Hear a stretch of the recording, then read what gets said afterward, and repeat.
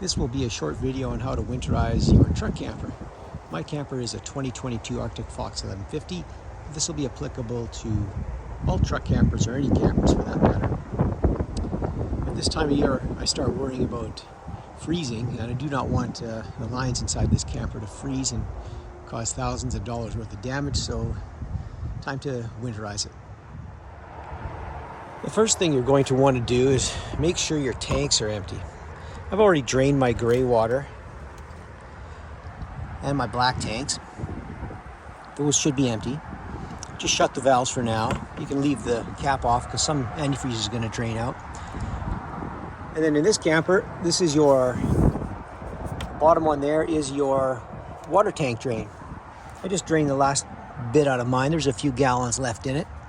It's better to have the camper pointing nose high on the front to help with this water tank to drain.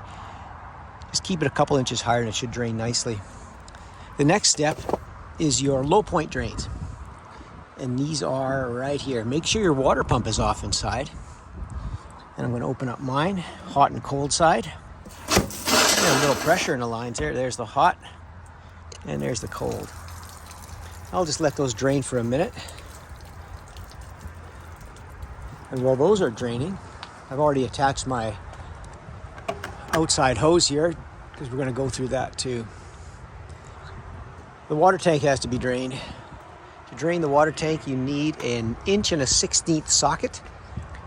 And if yours has a switch here on the side, some of the older ones do, to switch it from gas to electric, make sure it's in the off position because you don't want to have the water heater trying to light when there's no water in it. It'll burn the element out. This is the anode rod. This is where you drain it from. I'm going to set my wrench on there and I'm going to drain it. So put your 1 1/16 on. Give it a few turns till it's loose. It'll be tight, depending on who last installed it. I installed this one, so it wasn't so bad. Now you can start on loosening this by hand. Now 6 gallons of water is going to come rushing out of here, so if you don't want wet feet, stand back.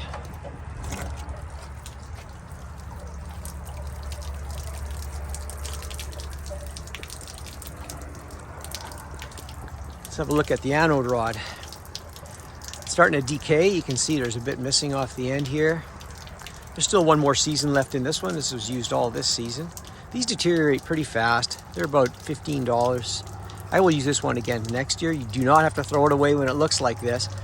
That little piece on the end is what it looks like when it's bare, and it'll all dissolve. It's sacrificial, so it's going to leave piles of crap in your tank that you can flush out, and you can see chunks of stuff coming out of that tank.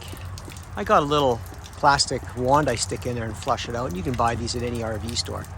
This tank is actually draining slowly because it's kind of stuck with the stuff that's in here. There it goes. There's actually crap from the anode rod in here and all kinds of little special surprises going to come out of there. It's all normal operation for the water heater to have this crap in it. There's a little bit off the anode rod. Depending on how hard your water is, it's going to build up, but that's what it's designed for. It is sacrificial, so it's going to leave crap in your tank.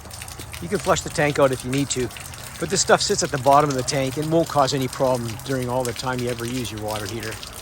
I've never seen one fill up with debris like this. Most of it just flushes out when you empty your water heater. So now that can drain, and it's going to drain for a while.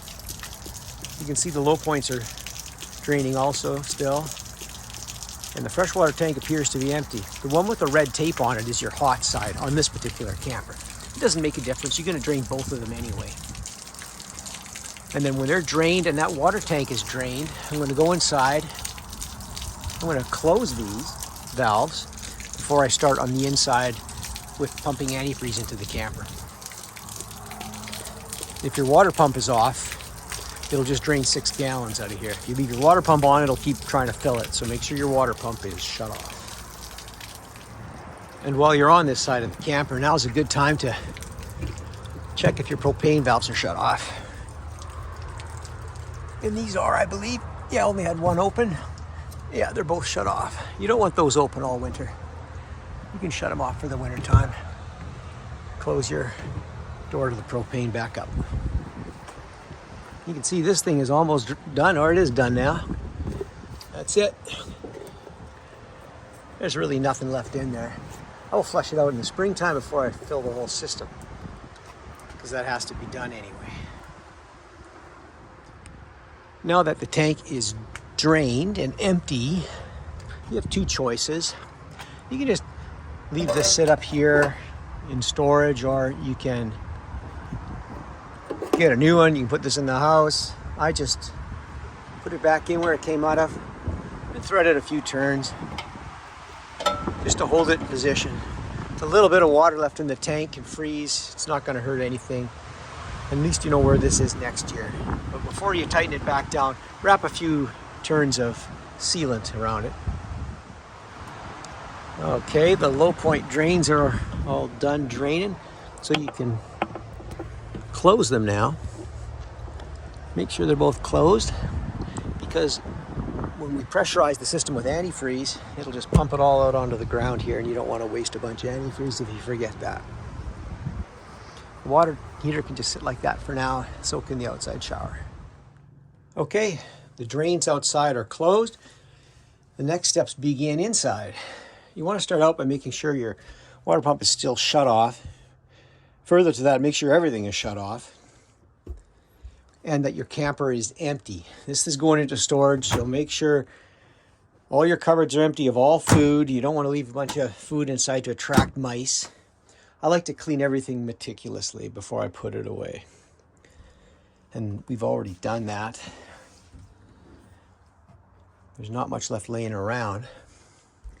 Fridge, I've left it open for a week or two after I'd finished our last trip, dried it out, cleaned it. You don't want to stop it and put it away without opening and letting it dry, or it'll get all musty and moldy. Bedding's all inside. I keep it inside the house for the winter. So the next step is to bypass the water heater, and that in an Arctic Fox 1150 underneath the sink here. This is the bypass valve. Now this valve is removable, so hopefully the person that installed it on yours put it in the right position. However, there's only two positions. It's either on or off. Right now, it's going to fill the water heater, and the water heater is going to provide hot water for the rest of the camper. So what we're going to do now is just turn it 90 degrees off. Now that is in the bypass position. I like to leave mine upright like that, so I know pointing up like that, it's bypassed. Every camper's a little bit different, but it's an important step. And while you're under here, you can also have a quick look at all your fittings, make sure there's no water dripping anywhere. This one's all good. It's still a little goopy because it's fairly new. And then we'll get to work on filling the system with antifreeze. Okay, with the water heater bypassed, it's time to put some antifreeze in the lines.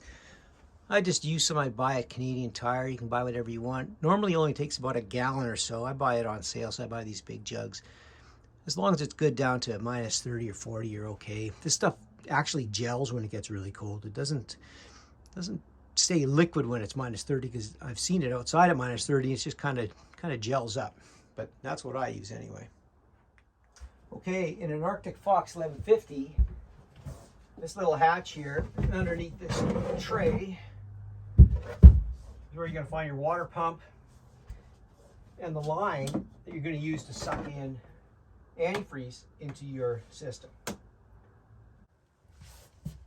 To suck the antifreeze into the system, there's another valve down there. And you can see that it is kind of pointing towards the water pump now. So what you're going to want to do is take that little valve and switch it 90 degrees again towards the hose here that goes, that we're going to take out and fill the system with antifreeze in. I'm going to put that hose in these jugs, and it's going to suck it out of there. Otherwise, we'll continue to suck it out of your fresh water. There's no fresh water left in mine, so that's not a concern anymore, but you need to have it in this position. Sometimes you can run into an issue that the pump will fail to prime.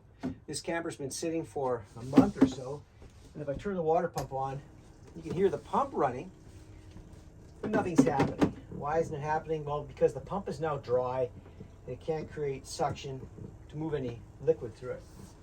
So what I do when that happens is I'll get a little tiny funnel like this and a rag so I don't make a giant mess.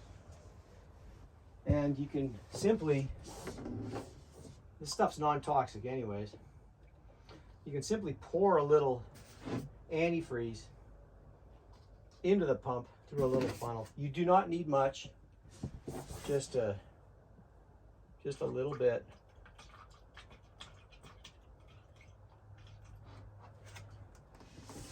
Now the hose is full and I'll just turn the pump on for a second.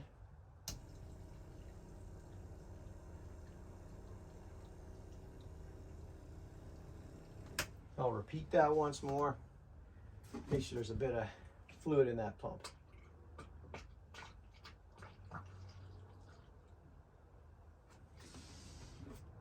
Once there's fluid in the pump, you don't have to prime it. There, I can hear it now. Okay, the pump is now primed. Might do it again just to make sure. You can also use this technique with water in the springtime if you ever run into an issue where your pump won't prime. Lots of people run into issues like that. Pump won't prime, it won't fill. It's just dry. You're just going to turn it on and prime it. This pump is fully primed now. Okay, so I'll stick this back in this jug. And now I'll turn the pump on. It'll take this antifreeze down that's in the jug. If it doesn't shut off, either the pump's not fully primed or you got a tap open somewhere. Okay, the pump will be primed and the system full when the pump shuts off. You can see it didn't move this down a whole lot. It's just down a little bit. The pump is shut off now. So you know your system is primed. And now you can turn the taps on. I'm going to start with the kitchen here. You just pump it through until it's pink. Comes out, hot and cold side. I've actually started using the new jug. I can dump the remnants into the new one from the old one. I do not want it to run dry now that that pump is primed. Again, this valve when it's in the up position is 50-50, but I like to run it both sides, making sure that cold side, I'm using way too much. The cold side has got pink coming out of it. There's the hot side. Now, if the water heater was not in bypass mode, you'd know it because it would suck that right dry because that water heater holds about 6 gallons. Let it run for a bit, fill the traps up. Sink is now done. To the bathroom now, same thing. Watch out, it'll splash when the air comes out of there. You do not want that. There you go.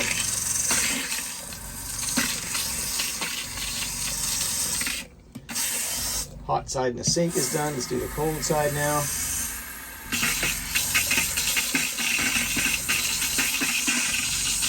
Cold side's done. That trap is full. Shower. I usually disconnect this, but in this particular shower, I'm going to run it through the head here. It's the same thing. Cold side.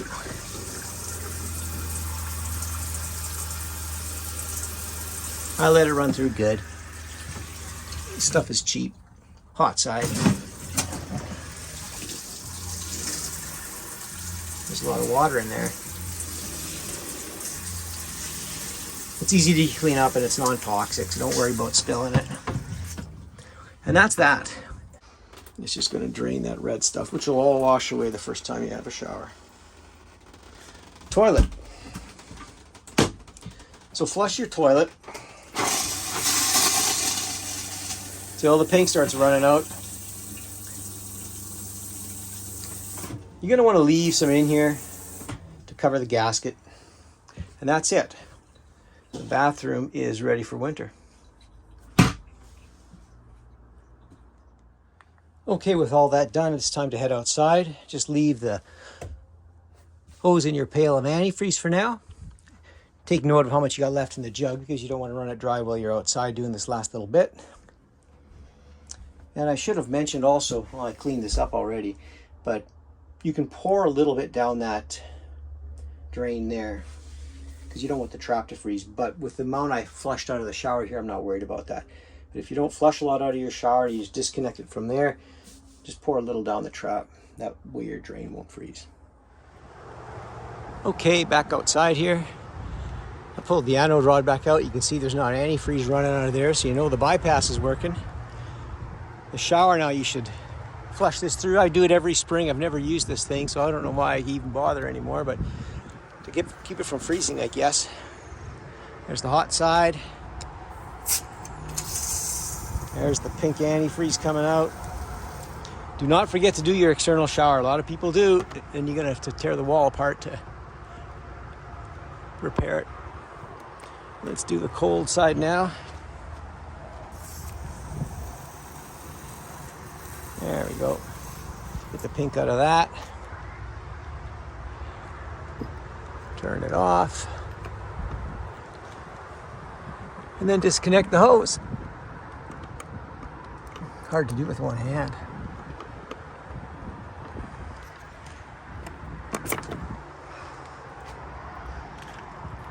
Now this thing's not going to want to drain with the nozzle attached, so what I usually do is pull the nozzle off, or just hold it open and let the water run out.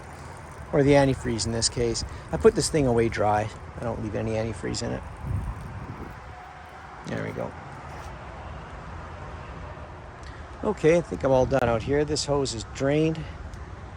I don't want to put it away all wet, get my compartment wet with antifreeze. Make sure these are closed. That's good. I can put the anode rod back in here now. I'll just turn it a couple times. I can close this up later. And I'll put this hose away and then go back inside. Oh, one more thing, almost forgot. Low point drains. The water tank is still draining, but now is the time to drain the low point drains again.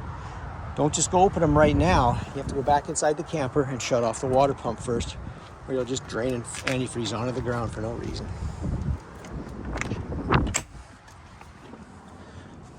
Back inside, still 3/4 of a jug there. Shut off the water pump now. It will not pull any more antifreeze out of that jug. And now you can empty the low point drains again.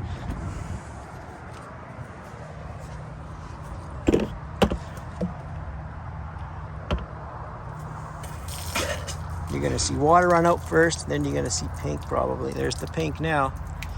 That's the hot side. Here's the cold side. Opening up, water first. And the pink will come out eventually if there's any in there. Not a lot. I'll leave these open all winter. Does not hurt it. The fresh water tank though, I will close that. I'm going to close it right now. Yeah, the fresh water tank is closed. Both low point drains are open. You can still see the pink coming down the tube there, and it's still draining the hot side. It'll stop pretty soon.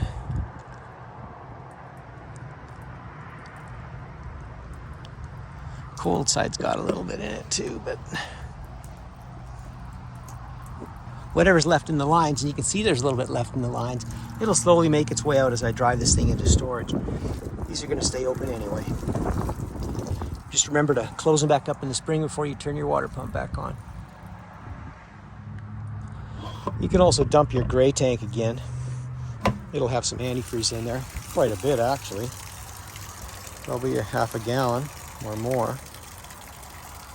Doesn't make a difference if you drain it or not. It's not going to do anything to the tank a little bit. And whatever's in there, if this stuff is just going to turn to a gel anyway, till spring when it turns back to liquid.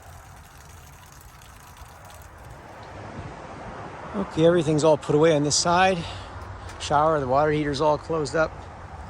Hoses are all put away. Low point drains are open. Gray tank is closed. Now it's just back inside.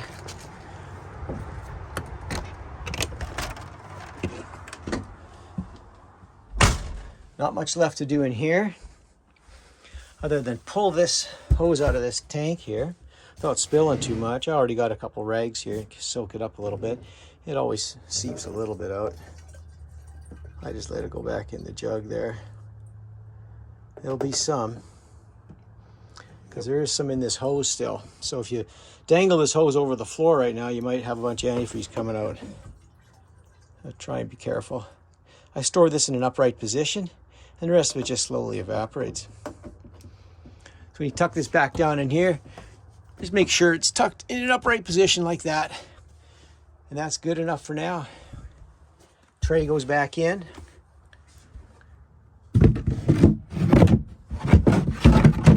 Just like that. And winterization is complete. All that's left to do in the springtime to put the camper back into service, you need to open that valve in there so it pulls water from the freshwater tank, and the pump will prime with fresh water, and you'll flush all the lines through just as you would getting it ready to use again. And I can go over that, I guess, once the springtime comes, but basically it's this procedure just using water from the tank, and you run all the taps until they are running clear water. I usually fill my freshwater tank with a solution of water and a little bit of bleach and let it sit for a couple days before I use it, because I don't like drinking algae.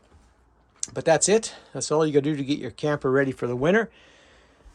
Takes about 15 or 20 minutes, and you don't have to take it into anybody to get this done. You can do this yourself for about $15 in fluid. Thanks for watching.